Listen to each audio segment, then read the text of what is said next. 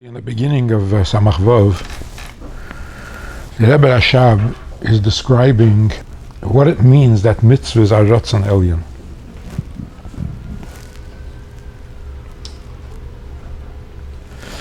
Obviously, a mitzvah is what Eibishter wants. Torah is Retzonei Chachmasa Retzonei Shel HaKadosh Baruch Hu. So we know that mitzvahs are the Eibishter's want. And of course, the mitzvah is fulfilled only begashmias. So the Rebbe says that in Gan Eden, where the neshamas are nen and meziva shchina, it's what it seems like the Rebbe is saying, that the neshamas get to understand the rotzen behind the mitzvah.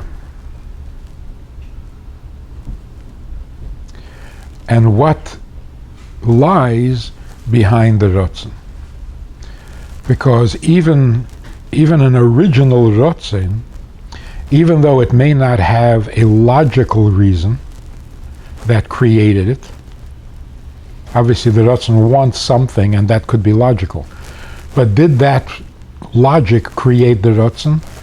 No, he wanted it first. So the rotzen came before seichel. That's why rotzen is a makif and seichel is a pnimi. But even if there is no logical reason that motivates the rotzen, there is usually a cause. Whether it's a practical consideration or reason, but there is some kind of a cause. Something motivates the rotzen, and that could be called a hidden motivation. In human beings, we would call it a subconscious motivation. But when we say rotzen elyon, what we're trying to say is that this rotzen is pure. It is not made up of a number of motivations or a number of causes. It's pure rotzen. This is a very complex and profound subject. What goes on before rotzen actually forms and becomes rotzen? But what the Rebbe is saying is that even those hidden, irrational causes of the rotzen does not apply to a mitzvah. The Eibishter's rotzen for mitzvahs is absolutely rotzen, nothing else. It seems even like the Rebbe is saying that the pleasure, tainug, that motivates rotzen, which is usually how we think it works, that if something contains pleasure, then you want it. But even that can be considered a cause. What causes him to want this thing? Because this thing gives him pleasure. So even that could be considered not quite a pure rotzen, because the tainug is causing it, influencing it, almost forcing it. So it's interesting just to consider, and I don't know what the answer is, but is it true that sometimes rotzen comes before tainug? That the desire is there before the pleasure. And in fact, the pleasure comes from the rotzen. For example, when the Eibishter says, Nachas ruach lefanei she'amarti v'naseh retzoni, here is the pleasure that comes from the rotzen. That first there's a rotzen, and when the rotzen is fulfilled, that creates pleasure.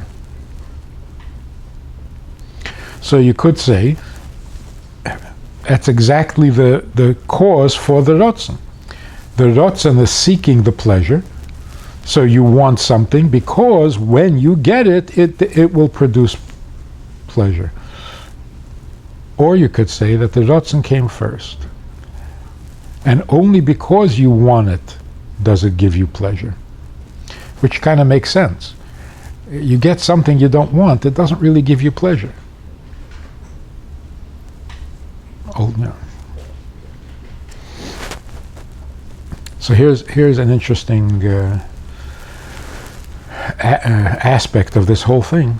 The neshamas in Gan Eden find out everything there is to know about Ratzon Elyon, but they never get to the mitzvah itself. That will be revealed only through Mashiach, only la'ased lavi. And that's the schar mitzvah is only la'ased lavi, not in these days or these times. And Gan Eden, where the neshamas are doing what they're doing in Gan Eden, is now, not la'ased lavi.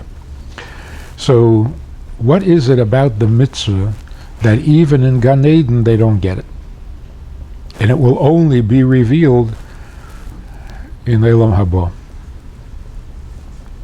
And for that revelation, all the neshamas in Gan Eden who have been studying Ratzon Elyon for 4,000 years will come back down into a body and do a mitzvah begashmi, is because that's the truth of the Ratzon of a mitzvah.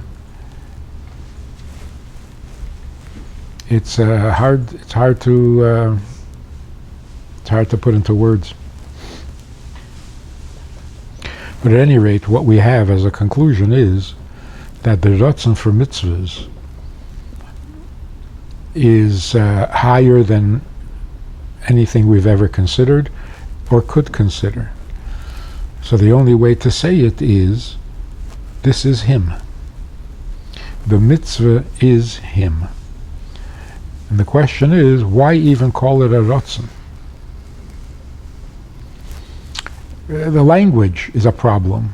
We run out of words eventually. Why call it a Ratzon when it doesn't have any of the familiar attributes of a Ratzon? If it's not even the product of Tainug, then what kind of a Ratzon is it? So we use the word Ratzon, that makes it sound voluntary, makes it sound like something he decided at some point that he wants. But it can't be any of that.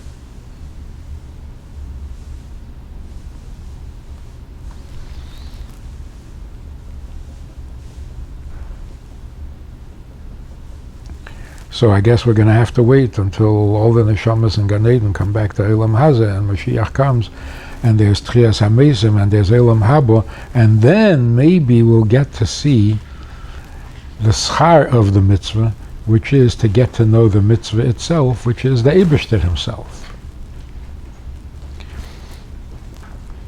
So that puts to rest the mistaken notion that after Mashiach comes, or after in Eilam Haba, there will be no mitzvahs.